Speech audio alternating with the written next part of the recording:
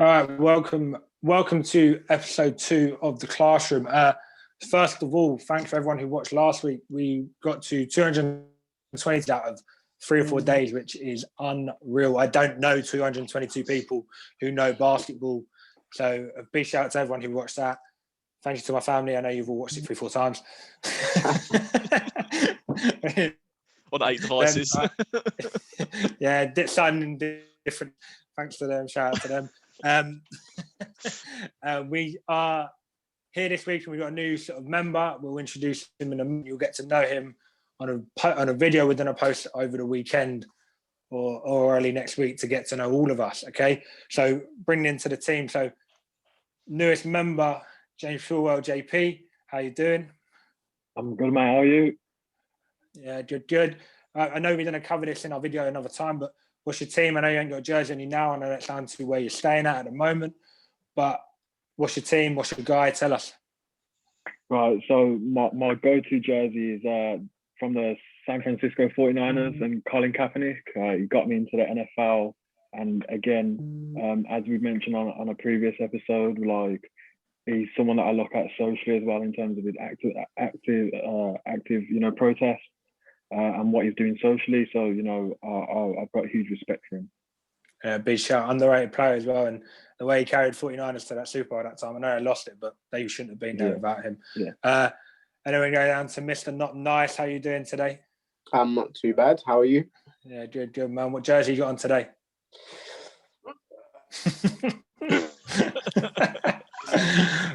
The best player in the world, the greatest player ever, the GOAT, Rondo number 9. And again, guys, when you've watched the next video, you're going to know Wayne's loving for Rondo. I've never heard of anyone love a player as much as Wayne loves Rondo. Slightly weird, isn't it? But yeah, it's a bit odd.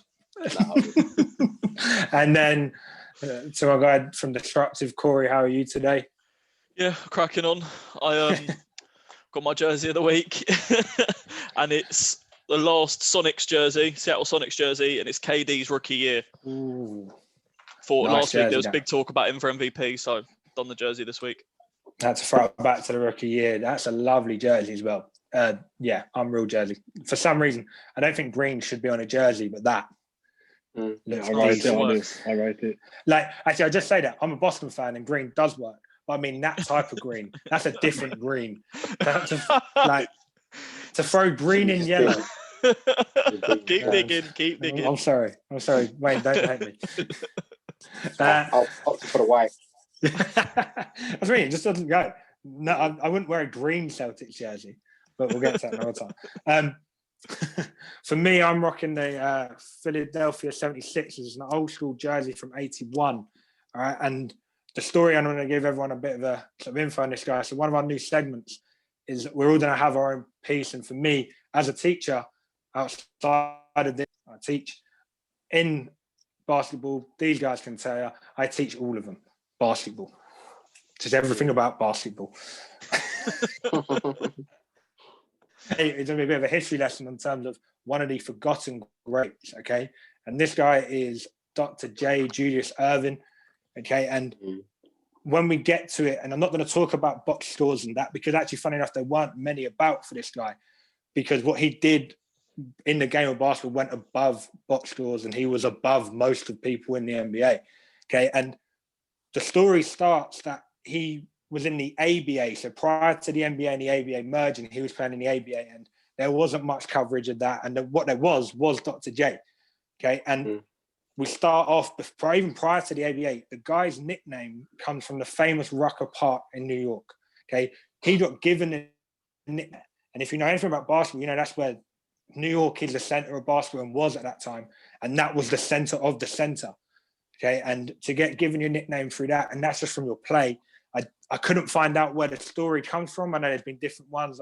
I've watched documentaries and I've heard different reasons, but I'm just going to put it out. He was too sick at basketball and they just called him the doctor. Right. And when I reel off some of his achievements, it's unbelievable. Okay. So he went to he was part of 5 all ABA teams and 7 all NBA teams, all rookie of the year, all rookie in ABA and also in the NBA because they were classified that way. All defensive player, he was in that team. Okay, so that's unreal as a creative player. He played in 16 All-Star games, and that's a mixture from ABA and NBA, and won 2 All-Star MVPs. So prior to a lot, this guy was doing bits, all right? Then we take what he won and he's wearing jewelry-wise. He's got 2-time ABA champion. He then comes over to the NBA with a merger, and when they wanted to sign him, comes into the NBA. He won the chip in 1983 in the NBA with Philadelphia 76ers. It's unbelievable. And the biggest achievements, all right, so he won 3 ABA MVPs, all right? So regardless of what they thought of the ABA, NBA, he still had to play and had to be the best one at that. Yeah. So he won 3 ABA MVPs. He comes to the league, plays in the league for a while. At the age of 30, he beats out Larry Bird, Magic Johnson, Kareem for the NBA MVP. This guy at the age of 30 won the NBA MVP, okay? Unbelievable story behind him, name, what he's won, unbelievable. And to anyone that watches, I don't care if you watch 5 minutes, if you get to this point, you can cut off and go watch this guy. Because if you can go YouTube, Google any of his highlights, you will fall in love with him. He played above the ring. He played behind the backboard, the iconic play of coming underneath the backboard around the back. Unbelievable finishes. He's the reason as well, a lot of people don't know, the reason LeBron went from 23 to 6 was because of Dr. J. This guy is one of the all-time legends of the game, one of the all-time greats. Doesn't get talked about enough in the what he could do. He gets talked about as what he could dunk and how high he could jump. But his actual game, to do that over the years he did, and in 2 different leagues, I know they merged, but that's unheard of. And he doesn't, in my opinion, doesn't get respect enough for being in that great talk. I'm not putting him in the GOAT level with LeBron and MJ, but in that greatest talk of that next band, he's got to be in there. And for me, one of the top 10 players of all time. And that's who I'm rocking with today, Dr. J, the man. All right? So that's my... Rookie. We'll edit that out. We can edit that bit. And then... So that's my jersey of the week, my lesson of the week, and that's Dr. J. So go look at him, go watch whatever you can do. At one point, just go watch some highlights of him. Unreal. And the afro on the guy, he was jumping with that in his head. I jump normally, but I don't. Yeah, the weight, that's unreal. All right. So that's my lesson of the week. All right. So our next segment, we're going to review the games we picked last week. Okay, and just to remind you guys, the first game we're going to review, and I'm going to let JP and Corey chat about this, is the Brooklyn Nets at the Philadelphia 76ers. So, JP, over to you. Yeah, so going on with that game, I think that, as you mentioned in episode 1, the big talking point was, or from our perspective, is that, what can this Nets team do without KD in the lineup?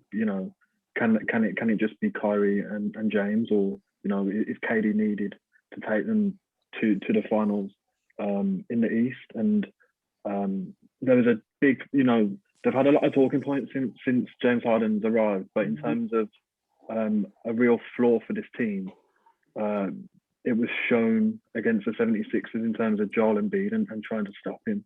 I don't know about Corey's thoughts, but I think that's one of the big flaws that we can take away from this team is, they need another big man to replace, Jarrett Allen, who's gone. So I think they need to get on the trade block real quick.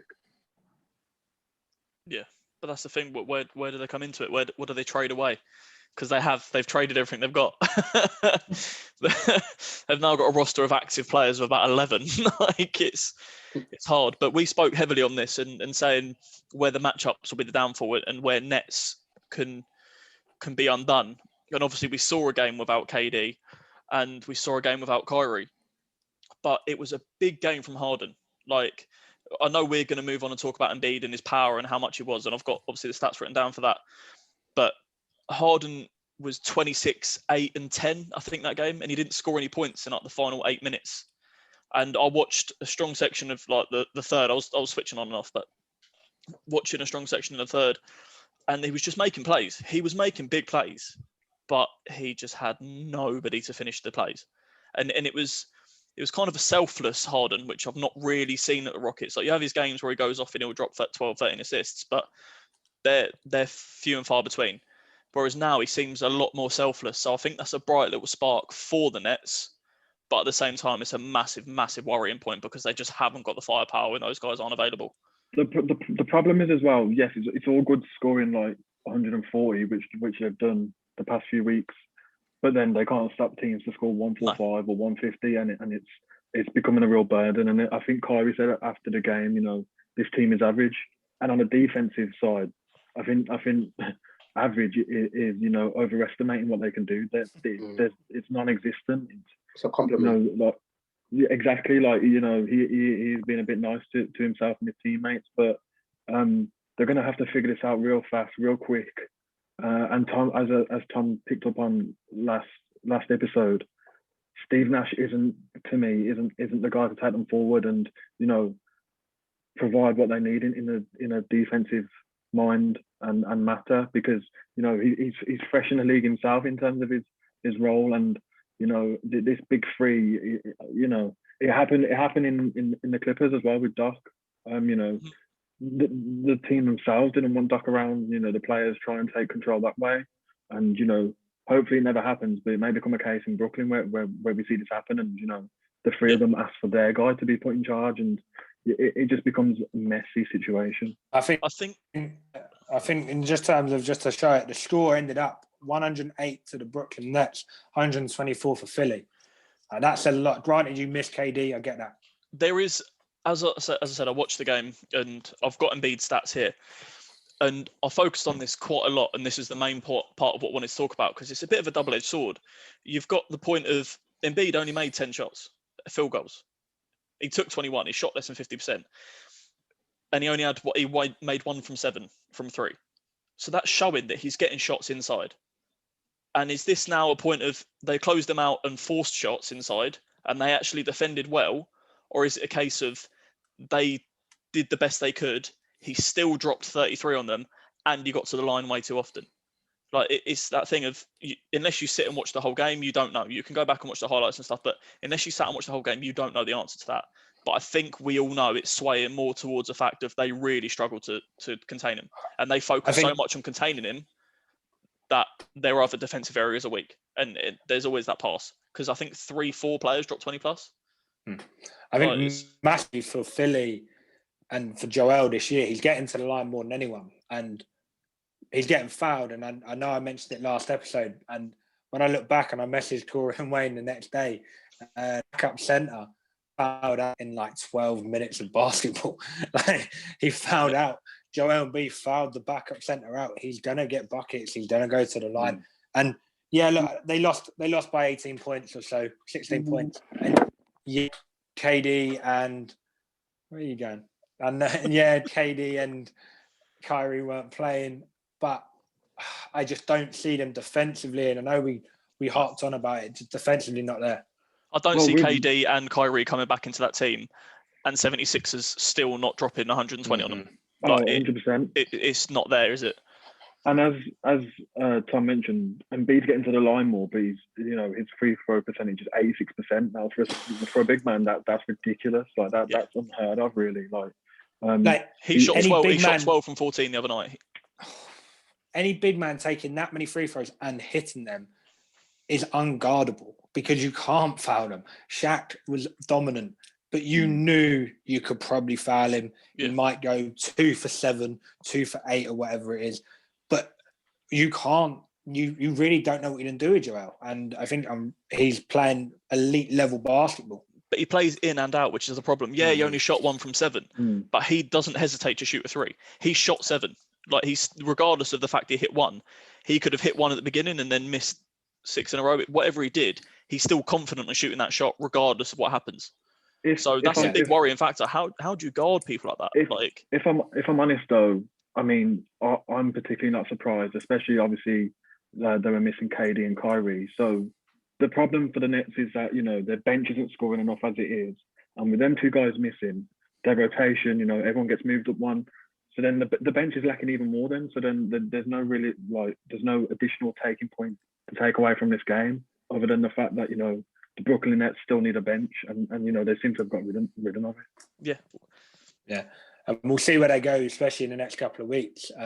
They've got quite some difficult fixtures coming up, difficult games. I think they're 12 and 11 at the moment as well. And they're still sitting seeded. But it'll be interesting to see where they end. Yeah, next game. Well, they're on a 3-game losing streak at the moment, and I'll be coming to them in a later segment.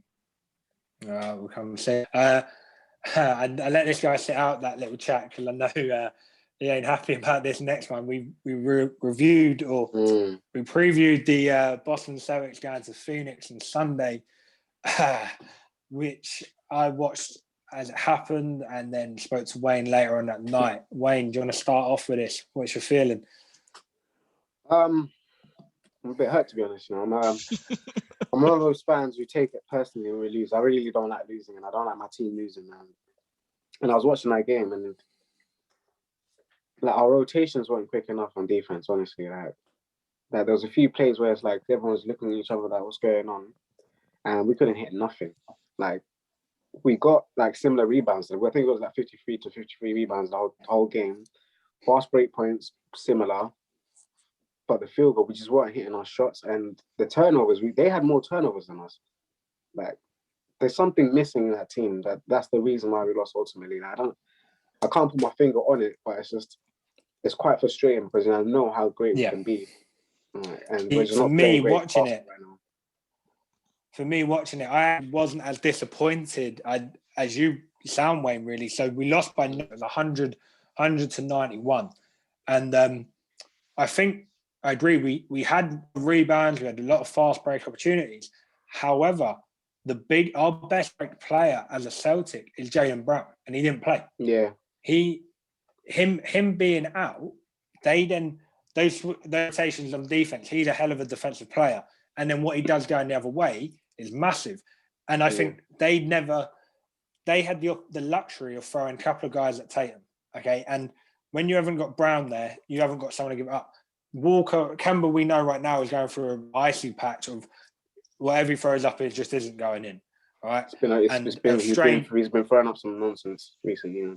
And some strange stat line that he hit more threes than he did twos, but still just a horrible night for him. And I think that makes a massive difference. And last episode I spoke about the matchups, and actually they had the luxury because there was no Brown. Booker didn't need to match up with either Kemba or Tatum. So Booker had one end of the floor off. He didn't have to defend. He didn't have to chase Brown or Tatum. And then at times they gave Chris Paul the night off defensively and let him Pritchard round, who I like. I like the rookie, but he isn't Kemba. He's not Tatum. He's definitely not Jaylen Brown.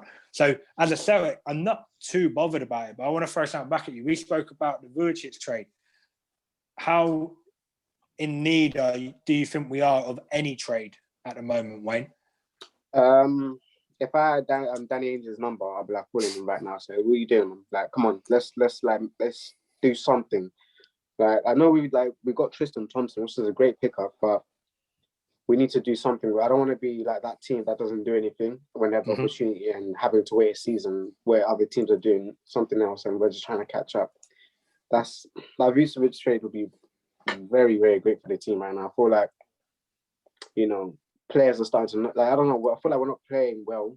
And when you lose a couple of games, especially this early on, it's kind of like, it's quite hard to start winning games again. Yeah. I also think they're a young team, and Tatum's the leader of the team, but he's only been 21, 22, whatever he is. So it's a young team. Oh, he's been 21 for years. What are you talking about? I can't give it now. The geezer's 36 and got 4 kids. Like Jaylen Brown and Jason Tatum, they're here now. They're here. They're not quite there yet where they have to be like the greatest, but they're right here. I can't give them that they're young. But I think I saw that in the playoffs last year, though. You saw Tatum. I think there was 3 games in the playoff where he didn't score in the first quarter. And as your all-star player, your scorer, you've got to see something more. Don't get me wrong. He still dropped 20-plus points. But you think, hold on, you can do that in quarters 2, 3, and 4. Why can't you do it in the first quarter and go and drop 35 points?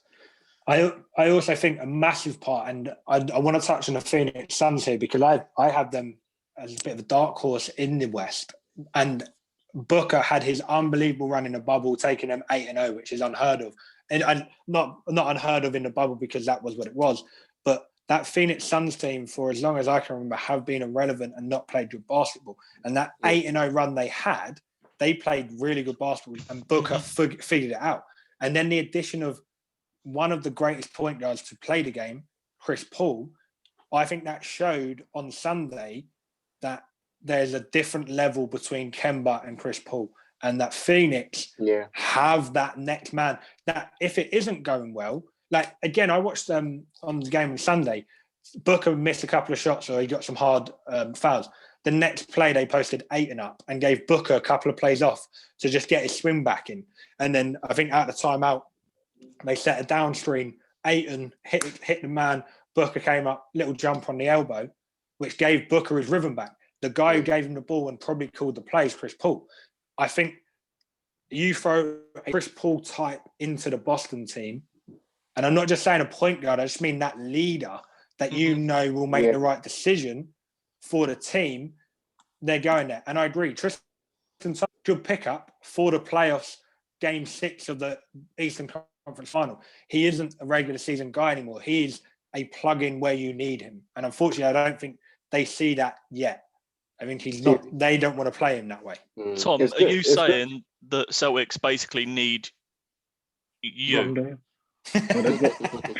From the outside looking in. Are you trying to get yourself in for a trade here? Because I was there when you declared yourself for the draft a few years back. Like, are you trying to get yourself a little 10-day contract now as well? When I was watching the game, it's like, I understand what you're talking about, Tom. Like they do need a leader because I feel like the talent is, it's there. They can get more talent. They can pick up someone who's better, but like the talent is there. I feel like you've got enough firepower. That team is good enough as it is. You just need. No, that's something is good, but it's not championship winning team. Yeah. It's not a championship winning team. I think like one piece away, then yes, but without that piece, we need a good leader. Right. So from the outside looking in, then are you saying that one? So there's two questions here. One, are you basically saying that you need the guy back who's on your shirt? Is that basically what you're saying? Is that someone that could be key to the team? Because he did it with the Lakers, and look where he got them, and he's gone to the Hawks, and he's gonna do it again. And then also going on from the trades and Vucevic, it seems like for many years now, the Celtics have prolonged, we're gonna go win next year. We're gonna go win next year. Whereas teams nowadays, and you see it often, they're all in now. They're all in for this season. Like clearly with the Nets as well. So are you saying again that this is the year that the Celtics need to go all in? They do. It's the thing is, Danny Ainge is a smart man. I never really question like his decisions because he knows what he's doing as like a GM. But it's coming to a point now. Jaylen Brown and Jason Tatum, they've come of age now, so they do need things around them for them to win. I mean, they played what. They've not made it to a conference final. I mean, they're not made it to the finals. So it's kind of like, what are they missing? They're missing that one leader who can take them there. Like Kyrie would have been great if he was not injured and stuff like that. So just to take them over the edge, to show them what it feels like to be in a final. And I feel like that's what they need. They need someone who's been there, who knows what it is, and not just like that Tristan Thompson, like a player who's most likely to have the ball most of the time in their hands, like Rondo. Not gonna lie, you have me thinking. I start blushing a little bit, but yeah, something like that. Some player like that. No, I agree. And Wayne, JP, it's a great shout out. Though I think a player along that lines that has that mental capacity of taking the team out. So that's our sort of review of our last week. JP's going to jump on late and give us a preview of next games. But our next new segment, and go follow his page. Go find out what's coming up. It's his name, right there. Style. Okay. I'm just going to throw out there on the video. It might come from an angle, so do you want to try that again on the other side, just in case? No, because I'm pointing at myself anyway, aren't I? So. Yeah, I know, but I'm just saying on my screen it's in the other on the other corner. Oh, so Disruptive Styles over here? Yeah. There, perfect. So it's either here or here. We can edit this. It's either here or here. Just Cheers, Beck. give it a follow.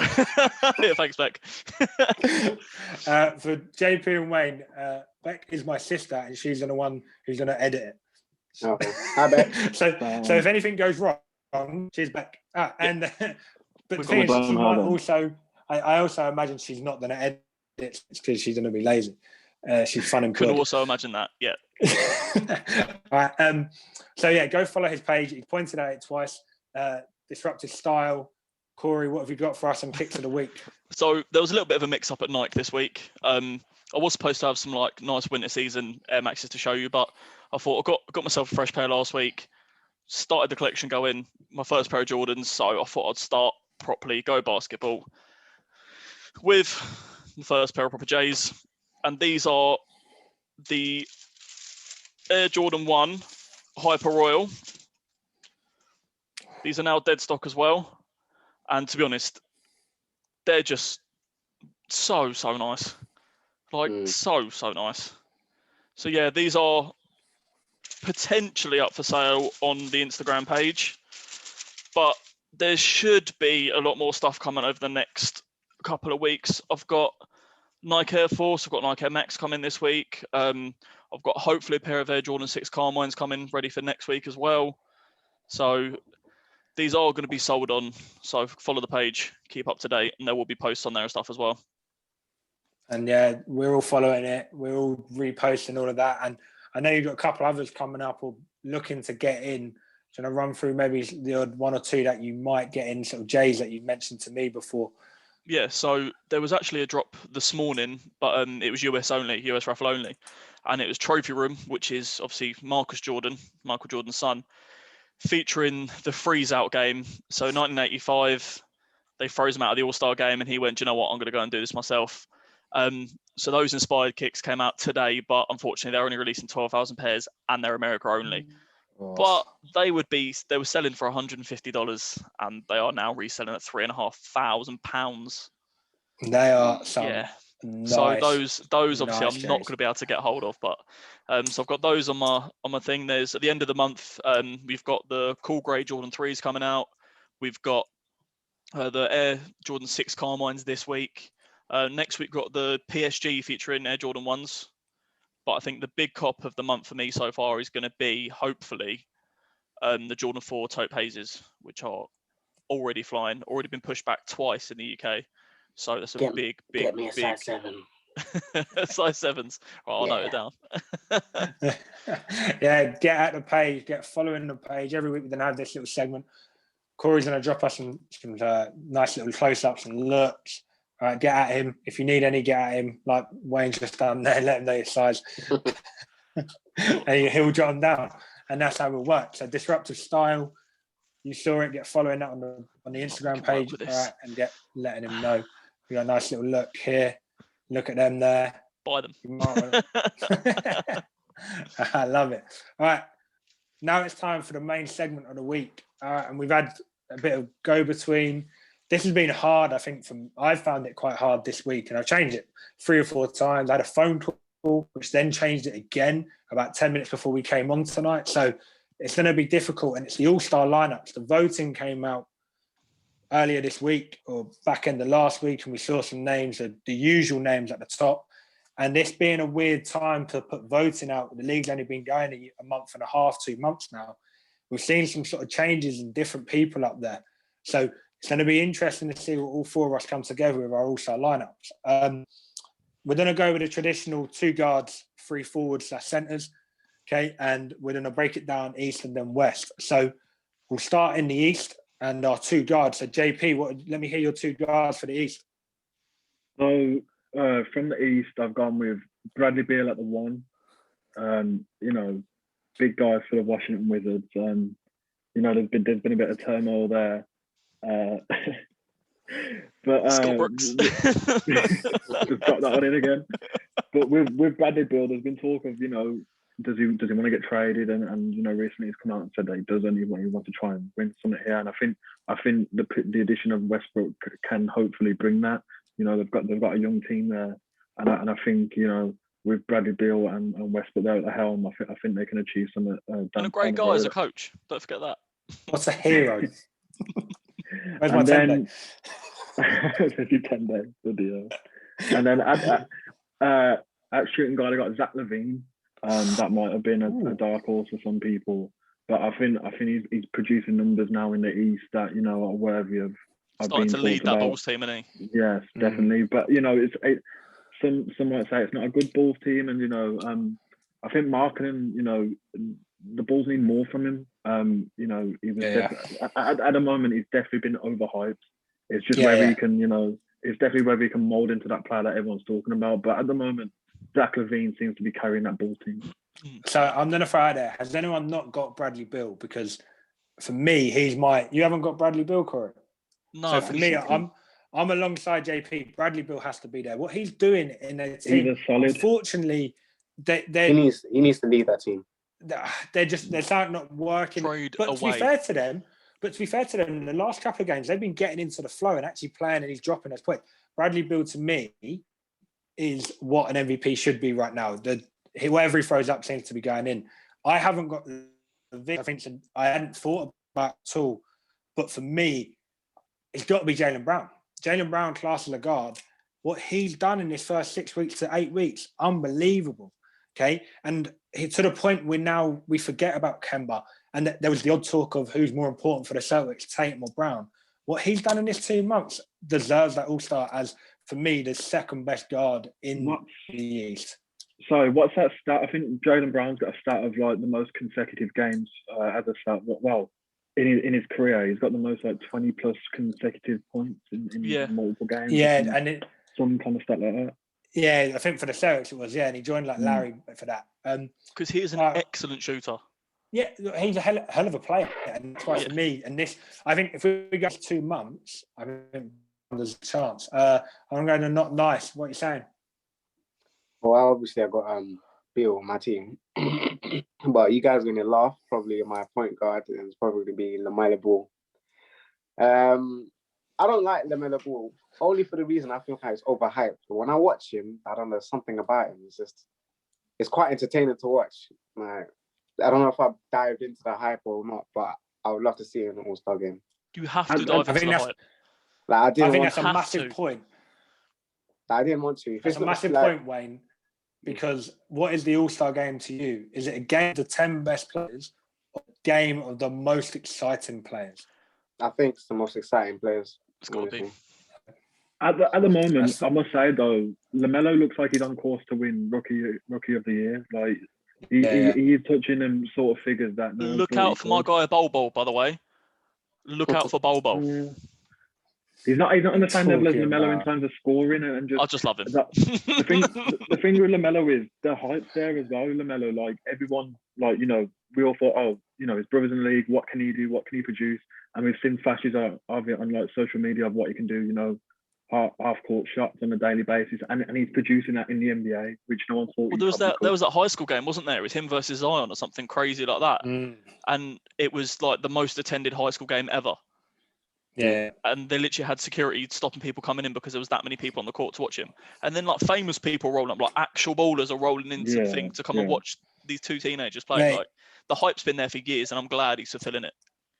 Me, LaMelo's a huge shout for All-Star. I never imagined a rookie being on the starting 5 for an All-Star game. Like that just to me doesn't. But I get the point of being the most exciting. What him and Miles Bridges are doing over my gosh. Dunk contest all day. Miles Bridges has got to go. What they're doing. He flies, mate. He just gets and I'm up. a fan of their nickname. I'm a big fan of their nickname. You heard it? Airbnb. No, go on. Airbnb. he gave it. He put it out there. I'm a big fan of that. So that's 3 of us with Bill. I've gone Levine. No, JP went Levine. I went Jaylen Brown. Wayne's gone with LaMelo. Corey, you haven't got Bill in your team. I wanted 2. What you got? So I've gone Scary Terry. Oh, my boy. Yeah, you can't not. He's so exciting to watch. And also... Not a bad show. It's not a bad show. Scary Terry's my guy. And... Listen, the thing with Scary Terry is that, again, he went to, Charlotte thinking, he's going to be the guy of this team. Well, not almost the guy, but he's going to have more of a role in this team and you know, his importance is going to be there. But I think LaMelo's taking that away from him a little bit, and I just don't. I don't. But to be fair, the thing with it is as you said, is what is All-Star to you? What is All-Star to me? I don't want to see the 10 best players. I want to see people. I want to see a contested All-Star game. I want to see. You're never going to see it properly because they won't. That's not the point of the weekend. But I want to see some form. Like Giannis was going at LeBron at the end of All-Star last year. Last year he was going at him because he wanted it, and obviously we're putting it for charity and stuff like that. And the way they did things, it meant the game slightly became more into it. So I want to see people that are there and want to play. I want to see exciting players, and I want to see them want a slightly contested All-Star. So for that, I've gone Terry Rozier, and then I've gone James Harden at my 2. He's just that good. Like I don't think there's any arguments against him for being an All-Star, is there? Like I completely forgot he was in the East. I'm not even gonna lie to you. Yeah, that's what I mean. But I think when you look at it, the East, it's hard to want to pick the next player. Yeah, but when you 100%. break down what an All-Star is, James Harden is that. Like he is an All-Star. He's a superstar in the league, and I didn't go with him because I had to find a way to get Jaylen Brown in, but I can understand what he's doing, and for the last 7 odd years has been unreal. And I get it as an All-Star. I can't believe he's going to be partnering Terry Rozier in the All-Star team. like at some point, and I'm going to try that to go on from at some point, Terry Rozier will be backing up LaMelo Ball this year. And I don't care. I'm not making an All-Star game. Can't believe it. I'm going to get his jersey. Yeah. LaMelo or Terry? That Charlotte jersey is... all of their kits are ridiculous. Not the Charlotte. The Buzz City one. No, the Terry with the Terry Rozier the third. Terry Tree. Well, as they said, that their like reasoning for picking these people is for excitement, and that's why I said it wasn't a bad shout because. Down to Wayne, who you got as your feet for the forward and centers? I've got Jaylen Brown. I've got KD because I can't miss him out, and as a center, I'm not gonna lie to you. I just don't care. The center position is dead in my head. Like it's dead. Like it's gone in the NBA. It's because you support the Celtics. That's why. There's only one center in the East that it should be. It's Embiid, obviously, but it's just like. Are you picking Embiid? Down. Yeah, it's gonna have to be. I mean, who else is it gonna be? I agree. Has anyone else not got Embiid? Because I've gone Embiid in mine. You can't give him a start. Yeah, I've gone Jan and KD. Mine's not too controversial. I just can't. You can't not put this in. Did you say Giannis and KD? Yeah. Yeah. Same as me. That's my front court. I haven't got Giannis. That's wingspan for days. I've got KD. To me, this season, Giannis isn't doing enough. I get he's a previous MVP winner, but like I'm basing it off what he's done this season, and he's done absolutely nothing to prove that 5 year like the max extension that he got. He's done nothing to me to prove that he's worth that money at the moment. So I went with you and Wayne would be happy with this. I went with Tatum. I think he's doing incredible pieces of work there in Boston, and he to me he's similar, like he's the most similar player to KD in where he can just spot up and shoot and off the dribble, get into the basket, and their physicality is similar to me, and I feel like Tatum's going to go a long way in this league. And the thing is, you can, as I said, he did it in the playoffs. Still was dropping 20 plus a game without scoring anything in the first quarter, going 0 from 6, 0 from 7 in the first quarter. Obviously, that you need to patch that bit of your game. But if you can still drop 20 whilst effectively only playing 3/4 of the game, then you've got something. JP, you went. So Giannis, but you've gone Tatum and Embiid. Who's your third? KD. I went with KD. Yeah. Like he's going to win Comeback Player of the Year, and it's just ridiculous how he's like on the dribble and pulls up. It's just he's playing at the rec center. Do you know what I mean? Like he don't care. He's playing against like kids to him, and it's ridiculous what he's doing coming off that sort of a serious injury. No, I'm more free actually, and Tatum was one of mine. I was floating between Tatum and Giannis. I can't complain. I was up until about 10 minutes before I jumped on. I changed, and Tatum went down to the bench for me. But yeah, I'm on a similar pace to you there, JP. Corey, I want to hear who joined in Terry Rozier in the East. I've literally gone for the same front court as you. So I've gone Durant, Antetokounmpo, and Embiid. Hang on. You didn't call him Giannis, call him? Yeah, I don't know why. It's just because I was looking through my sheet and it was the first thing I saw. It was a long word, so it jumped out to me. Did you hear me hesitate on it as well? I was like, Antetokounmpo. Am I really saying this? Yeah, Giannis. See, I think, go. He bought a level of what I want to see in an All-Star game last year. He wanted to win. And I feel like he's got a good team around him, to be fair. And I agree with what JP says. He's not doing as much as he did.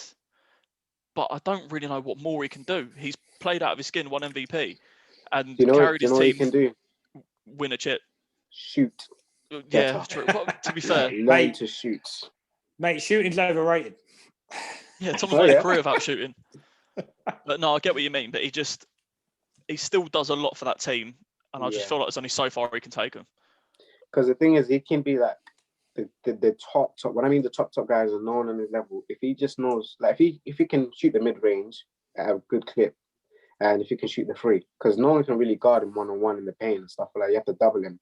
People will give him 5 threes a game. If he starts tightening up on him. Yeah, so if they step back and let him shoot, then you kind of have to respect his shot, and then that opens up the game for everyone else as well. Right? Well, yeah, that's what he needs to learn on ultimately. Personally, for me, the Bucks, I don't see them going anywhere. You know, last year I did some work, like I wrote some articles, and I predicted the Heat to beat the Bucks in the bubble within the conference bracket, and I think this year it's going to be similar. They say, you know, they've brought in additions like Drew Holiday, etc., but they've also, you know, taken away some players from last year and they've traded them off. So to me, they're in the same sort of boat. They're a solid seeded team, aren't they? They're a seeded team, but they're not gonna. I can't see them winning a ring anytime soon. I think for me, I'm gonna throw out there, this Giannis and this type of Giannis reminds me of LeBron pre-Miami, where you knew what you were getting and you knew you were going to get the numbers and the dunks and the number 1 seed, and there's no doubt he's the best player in the league. There's none of that talk. Like, people look at Giannis that way. However, you look at what LeBron went through with the Celtics big 3, and then he had to go try and get through the Detroit Pistons and then the Orlando Magic. Yeah. They saw LeBron as soft. They thought LeBron was soft. And I think you look at that Miami series last year, Butler looked at Giannis and went, you're not wanted. You're not. Chris Hilton is soft. Like, they can get at them. And I think they're a great regular season team when people don't really care too much. And then when they get to the playoffs, I just don't think they got it. And that's how I see Giannis. But again, I can't not put him in the All-Star game for that. Just a couple of names that I want to reel off to you guys, though, who in East I think might have an opportunity. And my first one's Colin Sexton over the Cavs. And I get it, because he's not overly exciting. They've not won enough. But to do what he does in that team, I want to know what you guys think about that, because to me, he deserves something. JP, I see you sort of either agreeing with me or disagreeing. I'm in and ahhing about it, because to me, I see Colin Sexton as more of like a highlight reel. In the sense that, you know, he had that massive blowout game against the Nets, and he just went off and, you know, took the game over. And, you know, it's a shame that he's on a losing team, as we mentioned. But I feel like even if you put him into, you know, a competitive Eastern team, I don't think he's going to stand out. He'll just be, you know, a mediocre player, and I think that his play has only been highlighted because of him being on a low ranked team. No, that's fair. So there are sort of our picks for the East, and I'm going to keep going back to it. I'm going to see. I'm not tuning in if Terry Rozier is playing. It's nothing against Terry Rozier. Not watching if Terry Rozier is playing. All right. We're into our West. Corey, I'm to you first for the West. What you got as your guards in the West? I told you. Right, I'm going to just lay this one down. right? The All-Star game is what you want to see, not what you're going to see. Yeah. I love Darren Fox, right? He's so quick. He's lightning. Yeah. I just want to see that in the All-Star game. I'll keep saying this. I want to see a competitive All-Star game. Someone that's lightning, that just burns past people, who's going to put people in a spin, who's going to try and break ankles. I want to see that. I don't want to see an uncontested half court. Oh, there you go on. Because that is, I want to see competition. I want to see speed. I want to see the game played at a higher tempo. And I just don't feel like you get that from the All-Star game anymore. So, gone Darren Fox and obviously Dame Lillard. Just come on. Like, it is Portland aren't a team you'd ever go, I'm going to watch Portland tonight. But then you see, Dame dropped 50 last night. So you go, actually, I'm going to go back and watch highlights from yesterday because I want to see what he was doing. And you see what he does and you just think, you've not really got a lot around you. Portland are never, ever going to win a ring. Not as a franchise of what they got now. They're not going to come near to a ring, are they? But just watching him is just magnificent. I think I'm going to jump in there. I think with Dame, we forgot him last week, and I think that's what Dame is. You forget Dame, and then you see what he does, and you go, wow. The thing is, I don't think you forget Dame. I think you forget the Trailblazers. Yeah. It's just, there's nothing about, it's the same with the Suns, like, of past. You look now and you go, okay, yeah, the Suns have got Chris Paul. But if you go, Phoenix Suns are on, and I'm like, I'm not going to put them on. It's not a team I'm going to watch. They're not electric. The thing is with Dame is just the fact that, like, I think everyone knows he's great, but then he's in the West, and look at all the great guards are in the West as well. So he's always going to have the short straw out of all the guards in the West. Mm-hmm. Like, the bubble really did help out, like, everyone's seeing how really, really great he is and stuff like that, and all the buzzer beaters he has. But at the end of the day, there's just better guards in the league. So, JP, what's your thoughts? What's your 2 guards in the West? I've also gone with Dame at the 2, but to me, it's literally a mirror image of what's happening to Bradley Beal. In order for Dame to win a chip, he's going to have to leave Portland. It's as simple as that. No, he's not going to attract any big name to Portland. Nobody wants to play in Portland. As Corey's mentioned, nobody wants to watch Portland. And it's the same with Giannis. Nobody wants to go move to Milwaukee. Like, it's not going to happen. So if Dame's sort of legacy, it's now or never for him to move on. But at the moment, what he's doing within games, last week, what he did against Chicago, that buzzer beater, and he's just doing that on a consistent basis. So that's why I've got him at the 2 guard, and I've got Steph at the 1. He's back to putting up the numbers which are just ridiculous, and he's looking great again. Not good. He's looking great. He's making Draymond Green look great again, because you know they're going to be back on a winning record. So you know, it is positive news for the Golden State Warriors. Yeah, JP, I'm along with you. I got Steph at the 1. Of course, you're agreeing with that. Steph at the 1. Who's at your 3 or 4, by the way, or even 5? We might get to that. I mean, I've got Steph at the 1. I think what he's doing. We spoke about KD coming back from his injury. Steph coming back and being at that frame in the West with the other guards. He dropped 57 the other night, or 53? Yeah, something like that. Like, what he's doing in the West is unbelievable. And as I touched on last episode, in terms of the league is guard heavy, so you're going to face different people. They've got different people to throw at him. So he's at my 1, and my 2 is Donovan Mitchell. I know there's been that talk with what Shaq said, and I kind of agree with what Shaq said. I agree that he went, I don't think Mitchell's there yet to take that team further, but I don't think that's Mitchell's fault. I think Mitchell deserves to be in that talk of All-Star and starting, because he's taken Utah to the best league in the NBA. They've got 20 wins, 5 losses. That's, for a team like that, it's great. However, my big issue with Utah itself is they remind me a lot of what the Atlanta Hawks were about 6 years ago, when they had Jeff Teague, Paul Millsap, Al Horford, Kyle Korver, a hell of a great franchise, a great team. But actually, I don't feel Utah or Donovan's going to go that far this year in terms of the playoffs, and when we get to that. But as an all-star, he, for me, is, I'm going to throw out the first name, I think, on the ballot. He deserves to be. And that's my C. I know there's other people I'm missing out, but Steph and Mitchell. Wayne, give me your two. I've also got Steph Curry on my list. I play point guard, so when I look at Steph Curry, I get jealous all the time, and because I wonder how am I going to guard this person? Like, what can I possibly do? And there's just no answer for him, and Kick him. it makes me. You can't.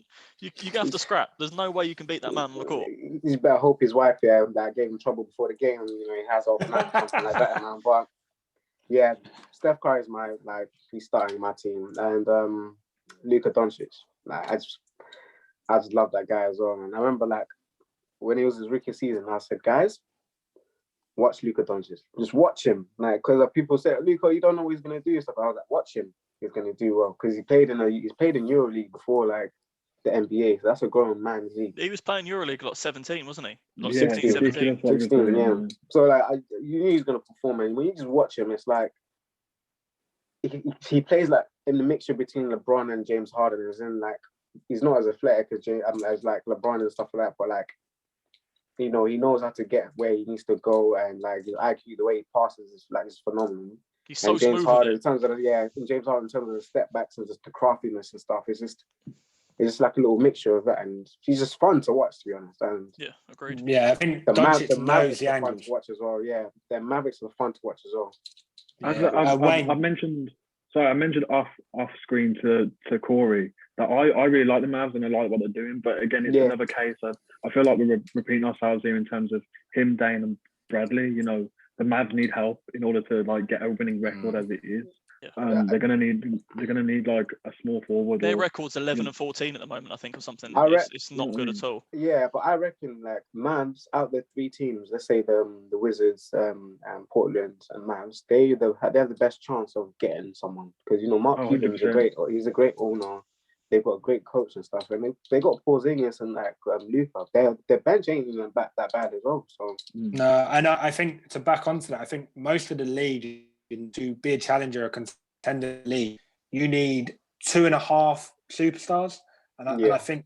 But if you look at the Lakers team, they got 2 all-out superstars in LeBron and AD, and they could probably make up a half somewhere else out of 10 other players. And I think look at Miami last year. The reason they came 6th man of the year. There's your half player that changes the game for you. And then you look at Miami got to the finals last year. They had Butler and Bam, who are your 2 superstars. They didn't have that next one. And like I say, I look at Dame in Portland. CJ's a superstar. They need someone else. In all fairness, you say that about Miami, but Miami was so unlucky last year with Dragic injuring his ankle, and then Bam as well. And Bam wasn't really on it. So Butler was left to do it on his own. But did he do it on his own? Yes. But he couldn't carry him through. Yeah. And I think to win in the league.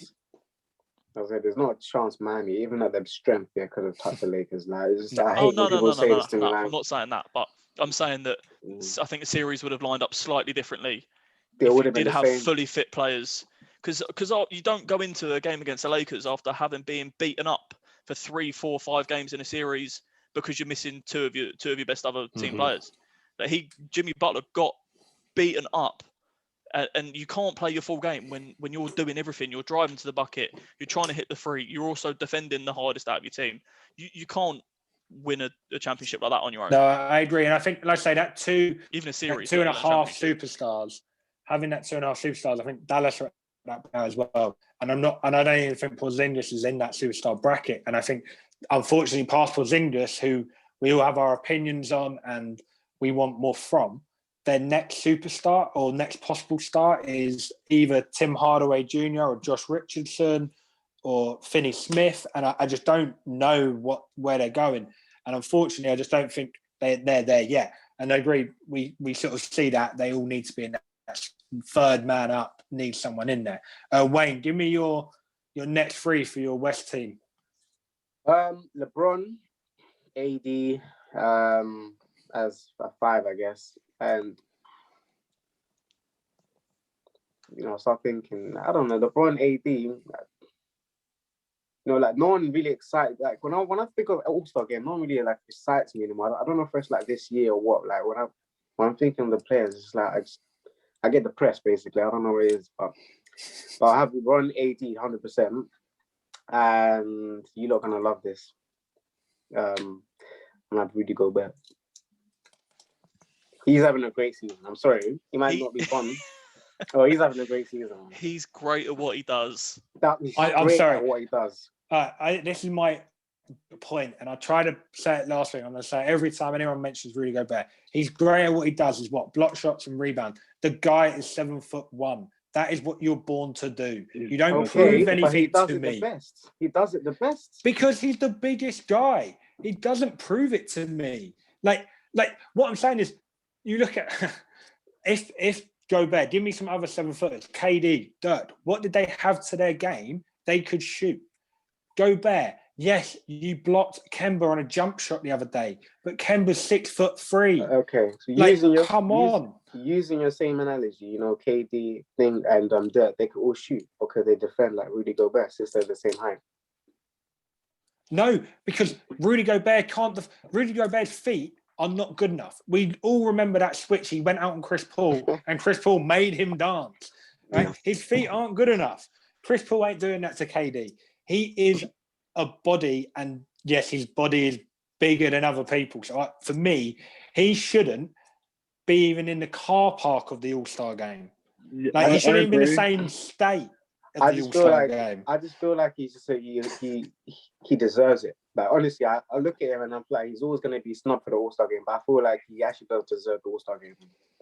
If we're talking about entertaining players, then Gobert isn't in that question, because what is entertaining about him other than him putting the ball against the glass? Like after a small guy tries to go past him, it's nothing new from someone of his height. And when you look at what Gobert brings to that Utah Jazz team, I'm not looking at Rudy and thinking, yeah, I've got you in this team to bring me points.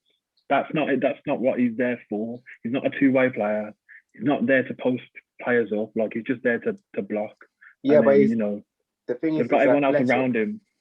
But he's not athletic because he's 7'1". Like that's not athleticism. That's just how he's built. That's just how he's built. That's just being able to jump like a normal human being. You just happen to be bigger than all the other normal human beings. All the All-Star game is 3-pointers and alley-oops.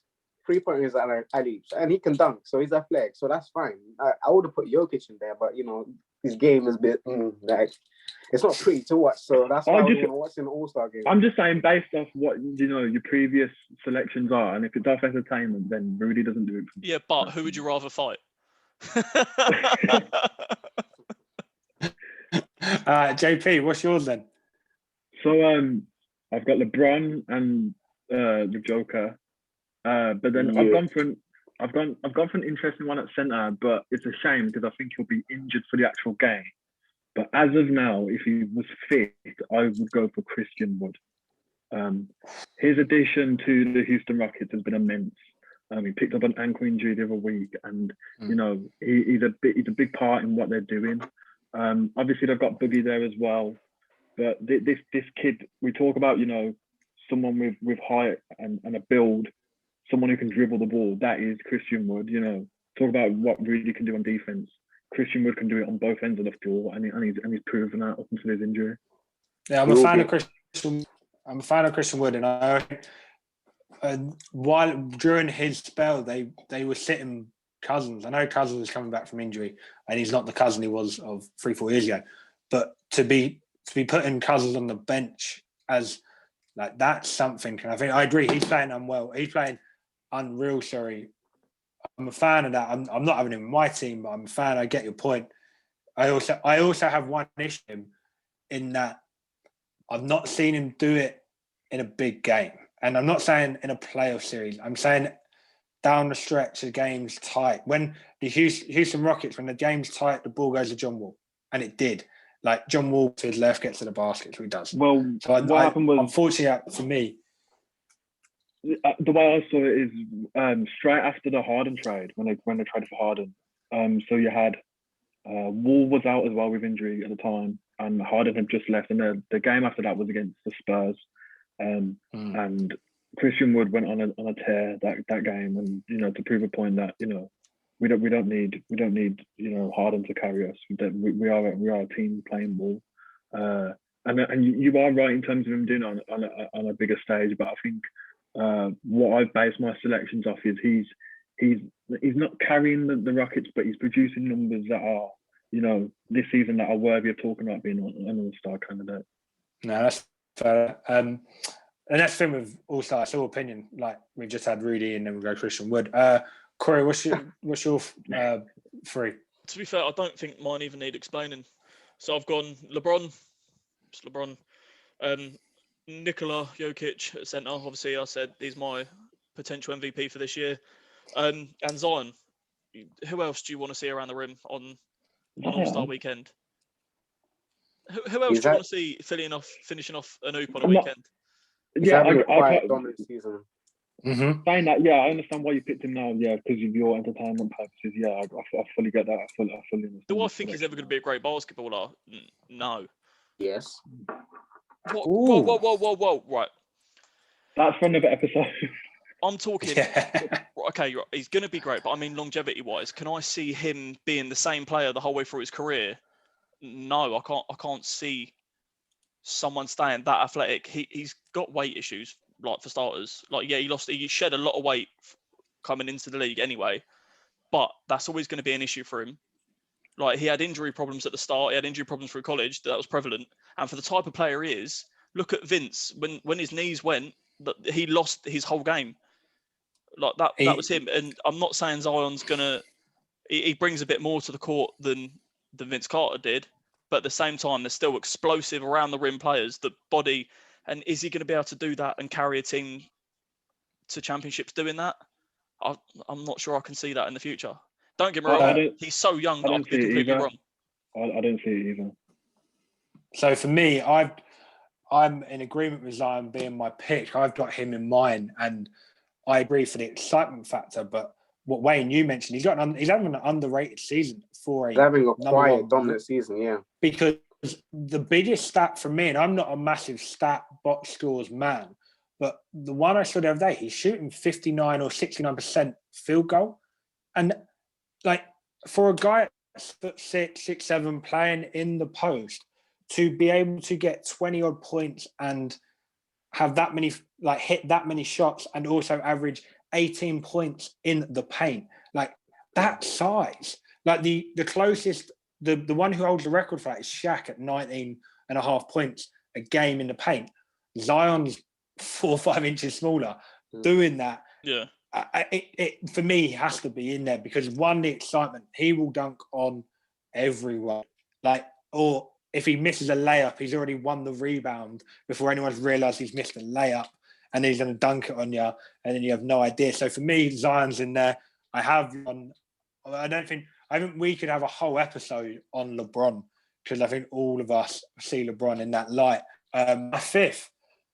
So again, my team, we've gone Steph, that I don't think gets his own shot. He needs. I think we all know who this is. Is everyone in agreement that we know who this is going to be? Yeah. Is he from Golden State? It could be. Yeah.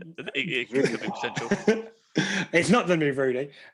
Donovan Mitchell, he surely can bring the ball up, but I reckon Donovan's better coming off of some screens and downs, whatever. LeBron being LeBron, I reckon he needs time off from playing the point. Zion doesn't need the ball unless he's dunking. So we need the best passer, the most valuable player in the NBA. Draymond Green fits into my all-star team. Draymond Green, imagine that. Bring up I can just see it now. Bring the ball up, finding people.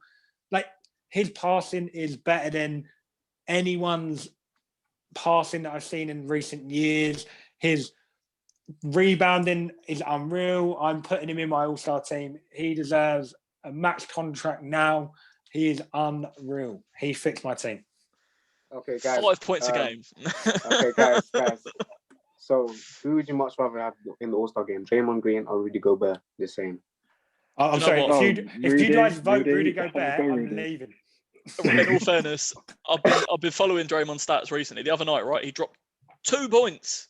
Oh, but 15 assists. Sounds like my kind of stats. Get your arse in the paint and get some layups and stop giving the ball to other people. You are not a guard. You are not a guard. Get your arse in the paint. Corey, what night was that when Steph dropped 53 for Dallas? Where does Steph get his points? Because of Draymond giving the ball in the right position. No, Did anyone else where does see- Draymond get his No, assists? honestly, you can 'Cause throw Steph you can just throw Steph makes Curry the everything. ball from anywhere on the court, and he'll hit the shot, and you'll Exactly. get an assist for. I could get 4 assists a game to Steph Curry, and I'm overweight and can't run anymore. Yeah, I can Anymore. get 4 a game. Okay, right, I can't run. I still beat JP in the bleep test though, didn't I? Hey, if we're bringing the Yeah, running yeah, race yeah, up, yeah, yeah, yeah. if we're bringing a running race up, Wayne remembers that I beat him. I actually think I'm the quickest here. Mate, I'm beating you every day of the week. Nah, think mate, Did anyone- flat out sprint across the Astro, easy, mate, and I'll Hey, 2 guys, foot you in the end of I'm it. winning that. Mate, Hey, across guys, the Astro, you can't last that long. There's no way you're running that long. All right, maybe halfway then. Guys, I have a confession. Like throughout this whole talking, I've been like turning left and right because my knees have been hurting. Looking like You see him some stirrups soon. He'll be leg up. Stretch it out. My knees are killing me. Auntie Wayne's having his knees. Absolute Wayne no knees. So with Draymond Green, did anyone see his little Steph Curry moment when he took that half-court shot the other day? Yeah, Yeah. that's the all-star. That's an Yeah. all-star, is it, Tom? Trying to claim the foul. Wait, time what out. he tried to do. Time out. Tom actually done this in the game against Brunel, and I think, and I've got a video of it as well. Literally, he threw up a free, the worst free ever hit nothing but backboards, and then he now looks at the bench because I was sitting on the bench. He saw me see it, and he's like, shot clock. I think what I remember from that, Wayne, I think so I got the ball and I thought, I'm not quick. So by the time I take a couple of dribbles, it's going to be down to like 1. And I'm sure I threw it. And then I looked back and there was still like 5-6 seconds left. And I was like, that I misread the time. Like, but if you look at what Draymond tried to do, right, I'm not sticking up for the shot. It's a wild shot. It's a smart play. Yeah. If Because if it works, it's an unbelievable play. And we're sat here going, yeah, granted, the guy he had on it's a Greg Popovich team. They're not going to foul you there. Greg Popovich is too smart. Putting me against other teams, they're going to foul him. But it didn't work, and it's a ridiculous shot. Don't get me wrong, but the smartest guy on the court, and he tried it, and unfortunately Popovich outsmarted him, really, or just being Popovich did. But yeah, I understand people's misunderstanding why Draymond Green loving it. Actually, my loving of Draymond Green goes back to varsity. My second year, it was a year when Draymond sort of came up big and he started like protecting Steph a lot.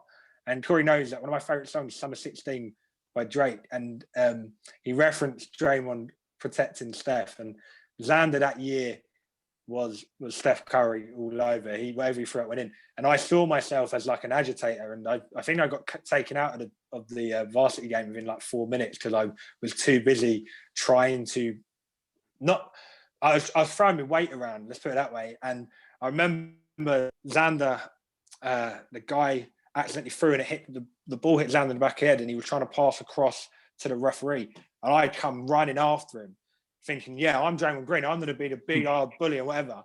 And then at the end of the game, I had no points, 8 assists and no rebounds because I just didn't do what I was meant to do. I just decided to be a dick. Was I at that game? No, I don't think you were. That one. What was the first varsity where I... No, you were for that one. The first one. Was yeah, no, I know the one you're on about. I was Yeah. wearing a lacrosse kit in the corner, screaming when I... Yeah.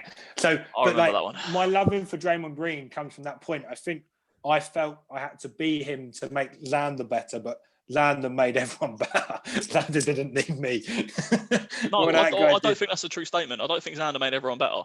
Xander was just better than everyone else. Yeah. And that was it. There's no him making anyone, but he just scored 30, average 30 a game in university basketball where people only score 60, 70 points.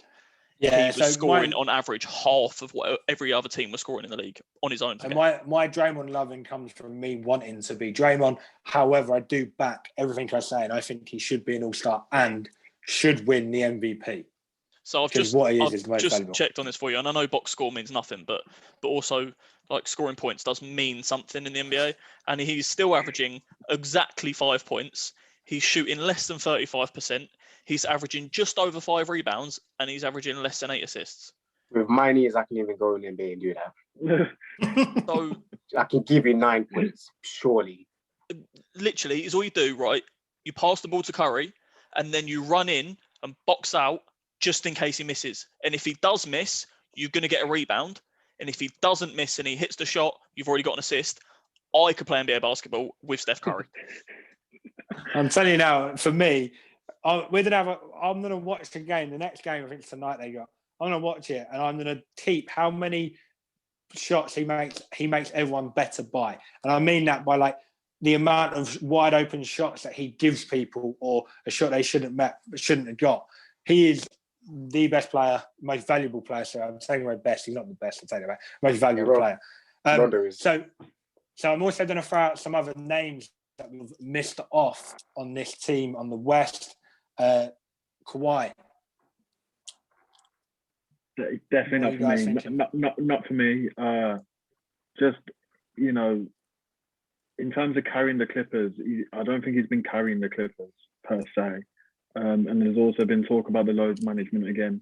You know, he's missed a few games. He's missed more games than LeBron, and LeBron is still playing more minutes than Kawhi. Obviously, that could be down to what the Lakers need from LeBron. They obviously need him more and on a longer span. My next point then is Paul George. None of us threw Paul George in, and Clippers have. You asked for like individual starting fives, like they're all going to make the All-Star, but I'm saying the individual starting fives, I don't see them going in any our lists. The last couple of seasons Paul George has had, albeit All-Star is voted on each season, but if you're a fan, you don't forget things, and no one can forget that Paul George was trash last year. He provided nothing to that team last year, and I don't think as a basketball fan you can forget.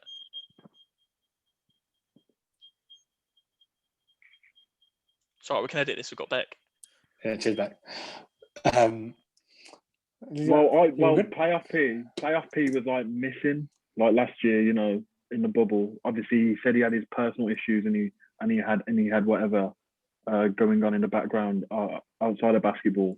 But obviously, on an individual level, I don't see him doing it consecutively at the moment for the Clippers, and the same with Kawhi. I don't see them doing it on a consistent basis where, you know, they obviously they will be in the talking because obviously it's a fan vote as well, and they will be up there, but just on a personal vote, I don't have them in there. But this is a serious question though.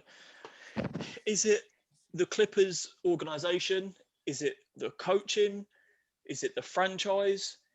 Or is it the players? What is missing in LA? Because they make seeded spaces every year, and they just can't do it. And we've seen good Clippers teams. Yeah, got a couple of seasons ago, their roster was just dull and just nothing in there. But teams before that, we saw the big three, and then sixth man of the year, and their big three are three players that have gone on to have big trades.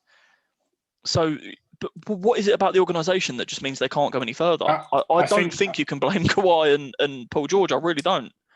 I again go back to my point earlier. I don't see currently their third superstar, and this is also a big statement, and I don't think teams in the NBA since the 90s can win the NBA with just two wing players.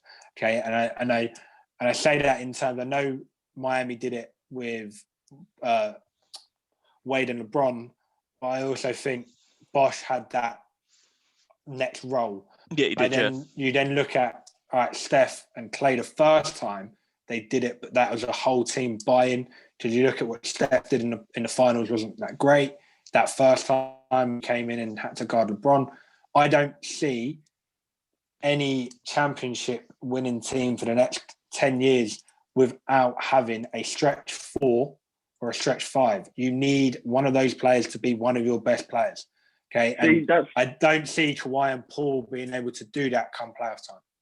Well, that's what Bosh really started is the stretch really. Well, you can go even further and say Garnett did it, but in terms of now, we're seeing at the moment with AD.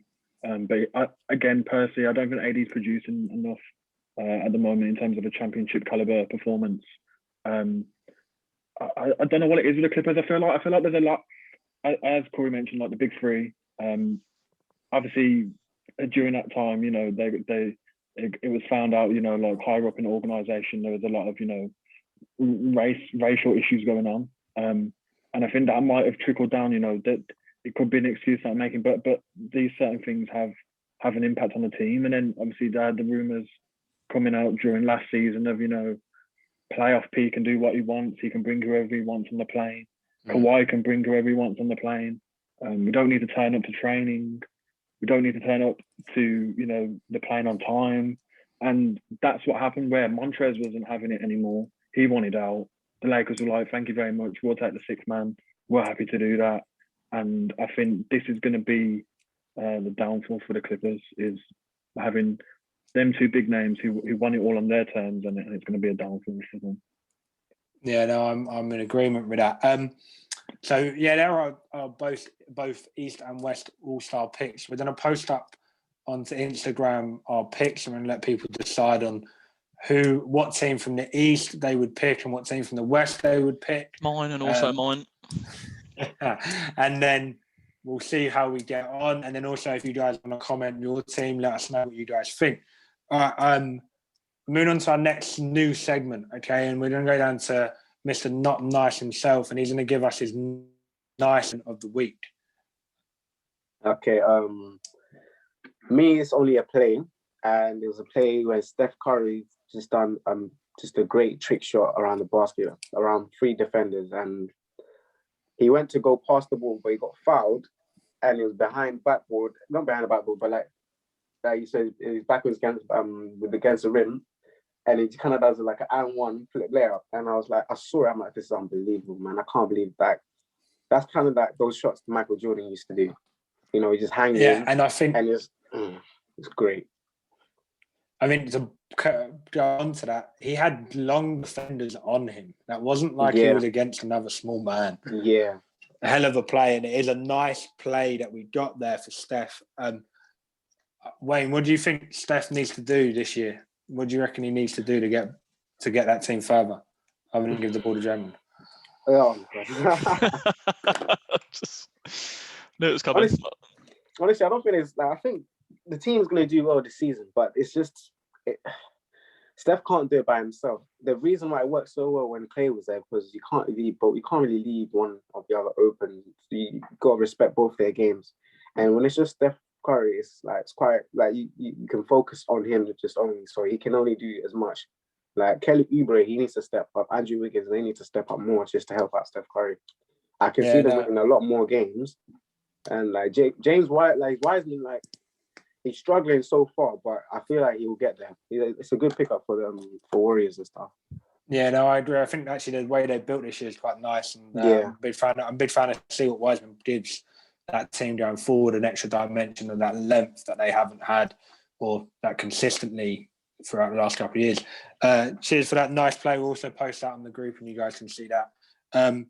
Finally, we're going to move on to our picks of the week, and JP, brand new into the team, he's going to preview a couple of games. We're going to give you our predictions, and to go from last week, our predictions ended up Corey getting none correct, Wayne getting none correct, and out of the 2, I got 1 correct. So currently I'm leading.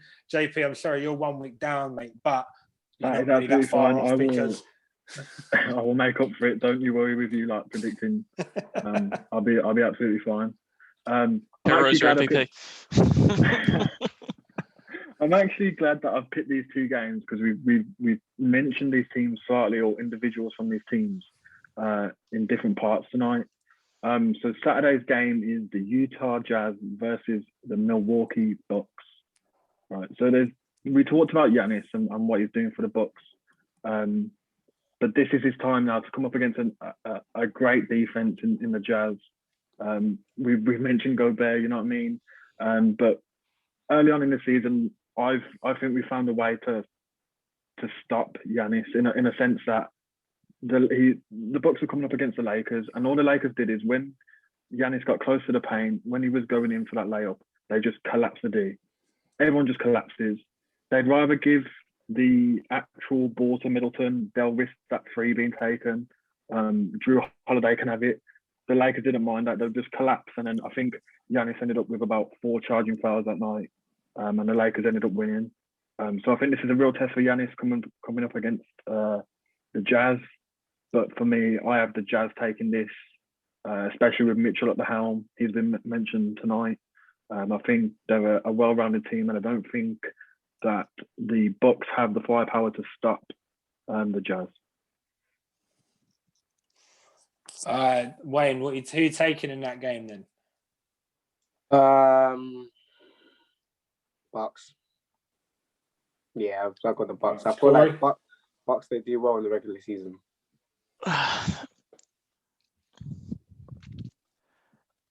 Every part of me, and I did the same thing for Nets Philly. Every part of me wants to talk about defense, but no, I'm saying Bucks. I'm going Bucks. Really? I'm going Bucks. I'm gonna go.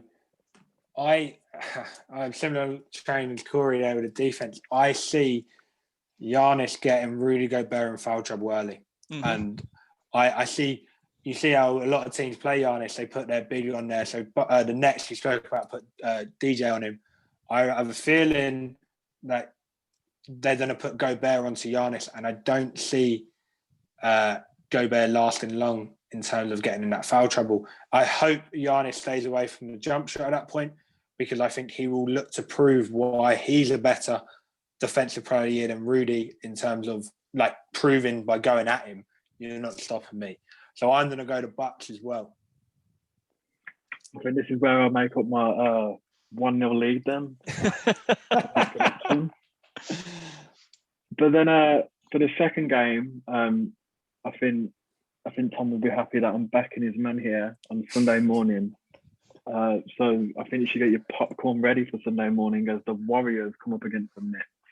Now, as Tom mentioned last episode as well, in games we want to see the narrative. Now, for me, the narrative in this is Draymond wants to prove a point to KD. Wants to prove a point to KD that he can defend him. So that's the matchup I already see will either win or lose the game, is Draymond taking on KD or KD taking on Draymond. And I also see the fact that, maybe obviously the Nets are doing better than the Warriors, but, I think Draymond's still got to prove a point that, the Warriors can still stand with them and can still play hardball against a dangerous team like the Nets. I also see, for some reason, Kelly Oubre Jr. having a good game this Sunday. I feel like he's underrated. People bang on about he should be traded and they should get JJ Redick in. But I really like Kelly Oubre. And I think he'll be one that the Nets can't guard, because I don't know whether Kyrie will be back or not. So will James Harden be on Steph or will he be on Kelly? So that will be another matchup that will be interesting. I'm going for the Nets to carry on their losing streak on Sunday morning, and I'm going with the Warriors. Corey, I'm going to you. Well, this is exactly what we spoke about, is their ability to defend. Is Nets' ability to defend is what's going to let them down. And no one can guard Steph, doesn't matter how good you are. The thing with Draymond can lock up KD. Well, KD's still going to, no, but KD's still going to go and drop 20 plus, but he's not going to have a free flowing game where he just gets the shots he wants, because Draymond is going to pick him up. So, but on the other end of that, Draymond, you may as well let him run to the basket because he doesn't score points. That's not what he does. So that matchup is a bit mismatched in that sense. That game is basically going to become Draymond trying to just nullify KD, which he's not going to be able to do because KD's second best player in the league. For me, I'm still going to. I've done this every week so far. I've predicted one player to go and score big and then the other team to win. KD's going to score big, but Golden State are taking it. Yes, that's what I love to hear. Wayne, what are you saying? You see the Draymond being KD matchup. You know what it's going to look like? It's going to look like exactly like the Patrick Beverly matchup versus KD. All talking, but KD still doing well. Yeah. I've got the Nets winning. Simple. So depends if they've got everyone back, though. My take goes very much. I actually see it different to JP and Corey in a sense. Okay, and I don't see Draymond picking up Kevin. I Still going Harden. I see Wiggins picking up KD. I think Wiggins is a better fit for KD because the length.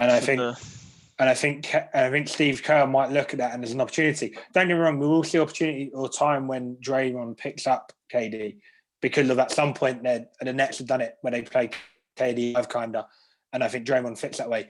But I like the idea of seeing Oubre or Wiggins, that lengthier, quick feet against KD.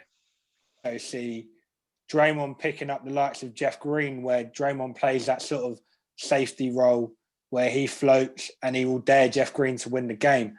I also think you go back to opening night, Brooklyn blew them out, and that was without Draymond.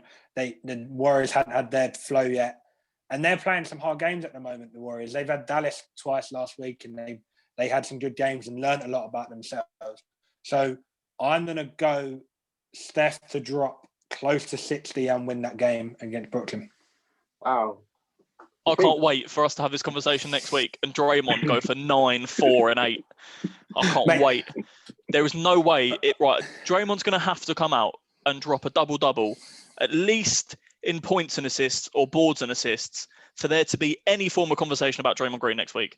If he doesn't go out and drop a double-double, or even 9, 9, and 12, or even close to a triple-double, maybe, there's no way we can talk about him next week. I'm going to throw out there. If Steph does go close to what I think he will, Draymond's coming out with a triple-double. I don't see it personally. I don't see it on the scoring side of things, in terms of that triple-double. But as I mentioned previously, I think Kelly Oubre, for me, is the key to winning this match. I really do. He's going to have that breakout game at some point, and I think it will be. Well, he dropped 40 in the last game. Dropped 22 last game. Dropped 40 the game before. That's a pretty big breakout game. in terms of actual value to the team, right? It's all good dropping 40 one night, but can you do it like Steph, who does it day in day out? Yeah. He's getting double figures every night he plays. Kelly Oubre wasn't doing that early on in his Golden State career and early on this season. So I think he'll prove his worth to the actual team on Sunday when, that will be the miss-up match for the Nets, where Harden will actually be guarding Kelly, in my opinion. And I also think Draymond's ego will take over and he'll want to guard KD. I think that will be a case of what happens. And I actually think Draymond comes out on top, even though KD is like perhaps even a better shooter than LeBron. I still think on Sunday it works out in Draymond's favor. When you say Draymond comes out on top, do you mean that he limits KD to less than 20? I think because for him to come out on top, there's no way he's going to outscore KD even if he locked him down. I think that KD gets about 25, but he doesn't get a double-double. He doesn't get a triple-double. I think that KD will just have an off night. To be fair, this is how great this guy is. We're talking about him having an off night and dropping 25 on arguably one of the best defenders in the league. Like, it's mad. This is why I can't. But it depends if they're back. Yeah, because of the protocol and stuff like that, wasn't it? That's why KD was sat. KD's back, but I'm not sure about Kyrie. No, Kyrie was back against Pistons, though, wasn't he? Because there was a video of him and. He played last night. Yeah, he played last night. Him and Harden were fuming. Harden was having a conversation with DeAndre Jordan, and DeAndre was like, "Yeah." Harden was like, "Well, no." It's interesting. We'll all sort of get watching this, definitely. Yeah.